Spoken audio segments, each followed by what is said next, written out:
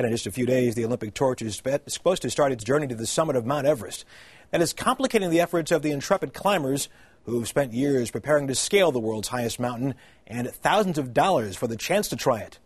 And that's tonight's Sunday cover, the man-made problems that are adding to nature's perils on Mount Everest. It is climbing season on Mount Everest, when the weather is good enough for a few short weeks to allow climbers to touch the top of the world. But it's hard to predict storms at 29,000 feet. During the infamous 1996 blizzard, 8 people died in a single day.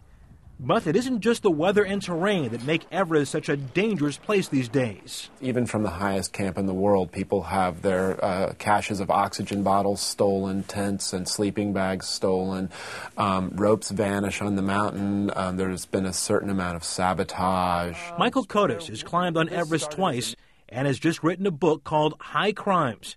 He says crooks now follow the enormous amounts of money, as much as $65,000 adventurers pay to stand on the summit.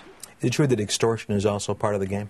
Yeah, it was in my case, certainly. Both the natives that are helping you there, the Sherpas and Tibetans, will routinely get up to a high camp and then go on strike, refuse to finish the work unless you come up with more money for them. It sounds like a scary experience as well. Oh, it's a terrifying experience. And he says this year could be even more terrifying.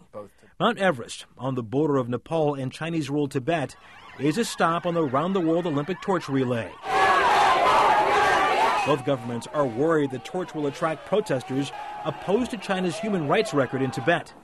So no one can climb to the summit until the torch gets there first. China, by carrying the torch up the mountain, has made the climb far more dangerous for everybody else that wants to climb it this year. Already, Nepal has kicked off the mountain for packing a Free Tibet banner.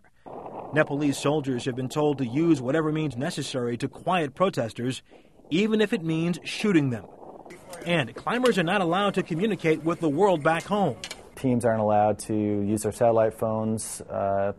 Any sort of, I guess you could call it, communication with the outside world has basically been shut off. Mark Gunlaugsson of Mountain Madness has a team at base camp. Kind of feels like we're back to the way it was 15 years ago. We have an expedition out there. We can't hear from them. We don't know what's going on. The Chinese expect to be through with their climb by May 10th. And then the rest of the hundreds of climbers will climb onto safety ropes and ascend one by one during a very short weather window. It's going to leave climbers precious little time to acclimatize, set up the climb, and get to the summit before the monsoon sets in June. And today, a version of the Olympic flame reached the Mount Everest base camp in Tibet. It is a special torch designed to keep burning in high altitude. The Chinese say they will send it up the mountain when the weather improves.